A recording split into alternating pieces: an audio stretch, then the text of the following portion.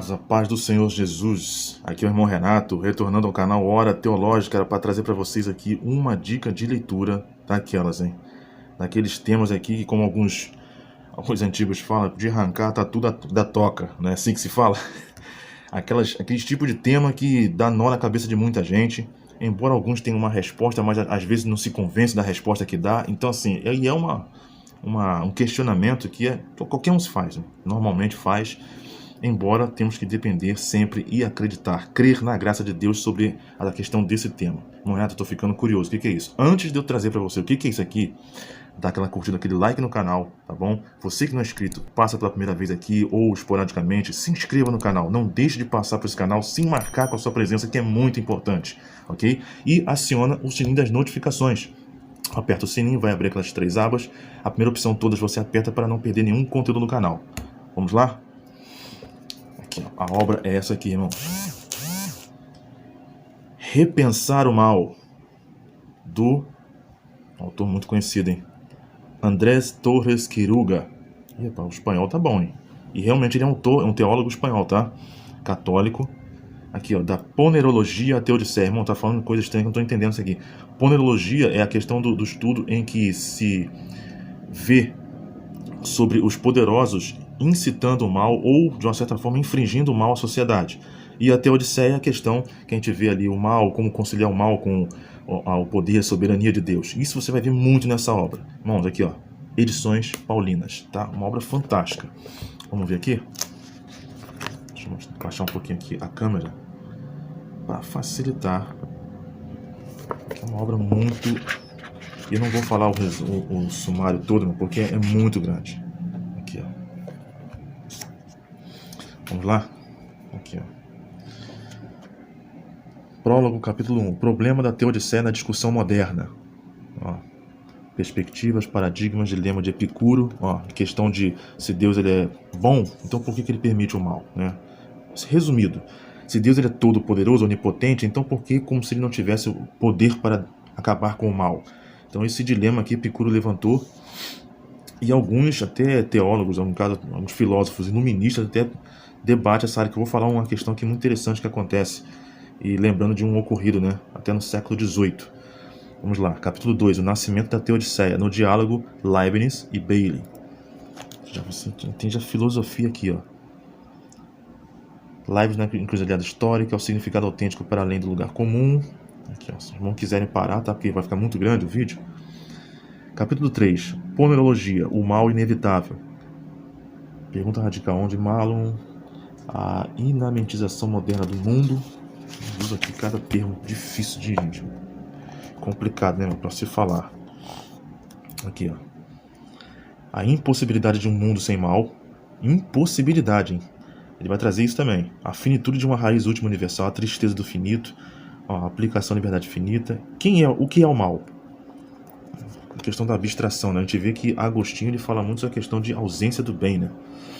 Será que está muito completa essa tese? Capítulo 4. A pisteodiceia como mediação. Ó, alguns lugares comuns fundamentais. Nossa, uma obra assim... Você tem que ler devagar para conseguir digerir isso aqui, que vai tratar muito também com filosofia. Filosofia, teologia diante do problema do mal, abertura numa realização da teodiceia, Deus a partir do mal, a entrada de Deus na teodiceia. Capítulo 5, Deus diante do mal, a via curta da teodiceia.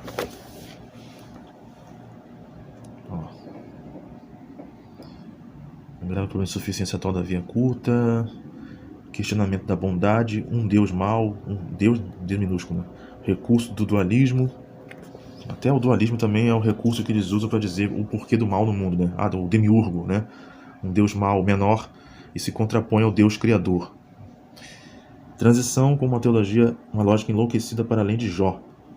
Vai tratar sobre o problema do mal, vai ter Jó aqui no meio. Deus diante do mal. 2. A via longa da teodiceia.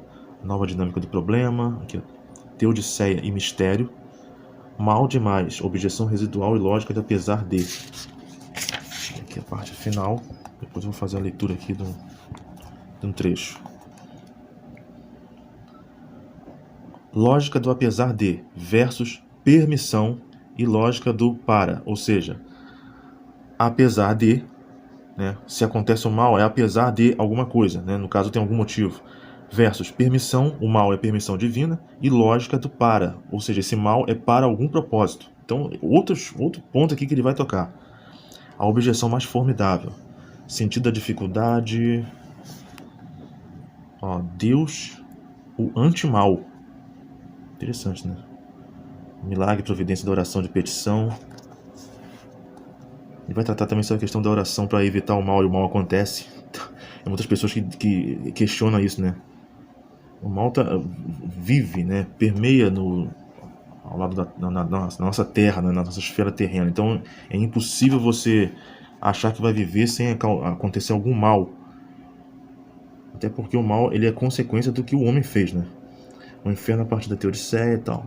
Mas o nomástico você tem aqui. Aqui tá dizendo que tem 319, mas tem muito mais do que isso, tá, irmãos? Deixa eu mostrar para vocês aqui a página 156, que é onde tem aqui, ó, esse ponto que é muito interessante. Deixa eu mostrar para vocês, antes de falar aqui, deixa eu falar para vocês a parte final aqui. Aqui, ó, 326 páginas, tá, irmão? Aqui, ó, esse ponto é interessante porque, ó, o questionamento da onipotência. Um questionamento global com falsas saídas. Que o questionamento seja global intuiu-se de algum modo desde o princípio. Já no século III d.C., com o sexto empírico, chegou-se a formular a impossibilidade de uma verdadeira escapatória. Aí você vem aqui a tese. Olha, escuta isso.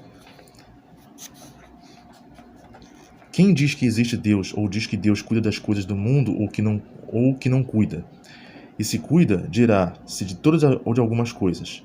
Mas se cuidasse de todas as coisas, não haveria no mundo nada mal sem maldade, e nem maldade. No entanto, dizem que tudo está cheio de maldade. Não se dirá, portanto, que Deus cuida de todas as coisas, ou seja, que tem um mal em todas as coisas, Deus parece que não está presente. Então é uma loucura isso, né? E se cuida de algumas porque cuida de umas e de outras não. Com efeito, ou quer e pode cuidar de tudo, ou quer, mas não pode, ou pode, mas não quer. Ou não quer, nem pode. Todavia, se quisesse e pudesse, cuidaria de tudo, mas pelo visto não cuida de tudo, logo não é certo que queira e possa cuidar de tudo. E se quer, mas não pode, é menos poderoso que a causa pelo qual não pode cuidar do que não cuida. Lembrando que isso aqui não é a posição do autor não, tá, irmão? Isso aqui são teses que foram levantadas, ele está trazendo pra gente aqui. Aqui, ó.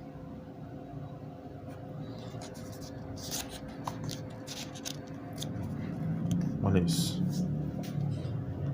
Deixando claro logo de entrada o seguinte, que nós, seguindo as pessoas normais, dizemos em dogmatismo que existem deuses, reverenciamos esses deuses e afirmamos que são providentes.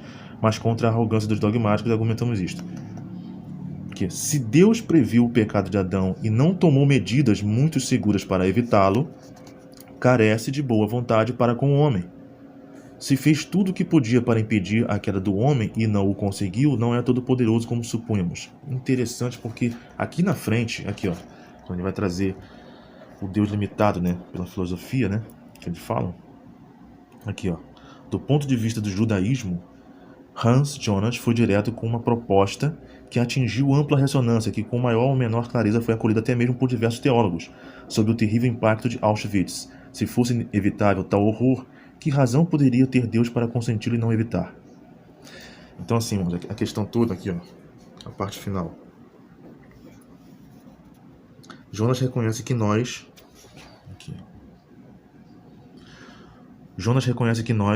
não podemos sustentar a velha doutrina medieval de um poder divino absoluto e ilimitado.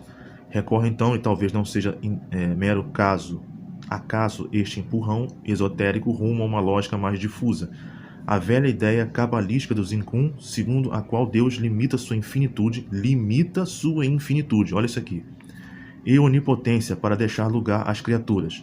A partir daí explica o sucedido, mas Deus calou, e então digo eu, não interveio, mas não porque não o quisesse, sim porque não o pôde. A conclusão é tão categórica, este não é um Deus onipotente. Na verdade, essa visão sobre até essa questão do judeu aqui, estudando esse ponto. O problema todo, irmãos, que alguns vão debater a situação de livre-arbítrio, Deus se limitou para que houvesse o mal. até porque o amor pressupõe liberdade e tal. Então, esses pontos a gente já sabe, né? Agora, assim, como a gente vai lidar com os males da humanidade, as catástrofes? Se vê Deus incitando o pecado já é algo, assim, algo, cada um tem o seu ponto de vista, né? Que eu não concordo, até porque Tiago fala isso, que Deus não incita o mal no mundo, porque também não pode ser tentado, não incita o pecado. Por exemplo, a questão do mal no mundo. Será que Deus ele determina ou ele permite a questão de uma criança ser violentada? Não vou usar outros termos aqui, né, por causa do YouTube. Por exemplo, lá em 1º de novembro de 1755, a catástrofe lá em Portugal, né, em Lisboa, tanto que Voltaire e Rousseau vão debater sobre isso, a questão de Deus, onde é que estava Deus naquela hora ali. Então, assim, muitas pessoas, quando atinge muito mais próximo a gente se questiona muito mais com isso. Quando está longe, não, Deus permitiu, não, ou Deus determinou que isso acontecesse, ou isso é o acaso, não, perdão, ou isso é consequência da liberdade que Deus deu ao homem, e o homem usou muito mal essa liberdade, coisa que até Agostinho lá no início ele vai entrar nesse ponto. Então, assim, são vários pontos a ser debatidos e cada um tem o seu ponto de vista. Eu não vejo essa questão do mal limitando o poder de Deus, pelo contrário, isso é até para o homem ter responsabilidade e olhar e se reconhecer como realmente o causador do mal da humanidade, e isso Deus só vai por fim naquele grande dia. Amém? Vamos lá, uma obra fantástica, guarda aí na sua biblioteca, anota aí, que para quem gosta de pesquisa muito profunda sobre Teodiceia, tá aí, ó. Andrés Torres Quiruga, Repensar o Mal, da Edições Paulinas, ok? Fica essa dica aí, muito obrigado por ter ficado com a gente até agora, Deus abençoe e até o próximo vídeo.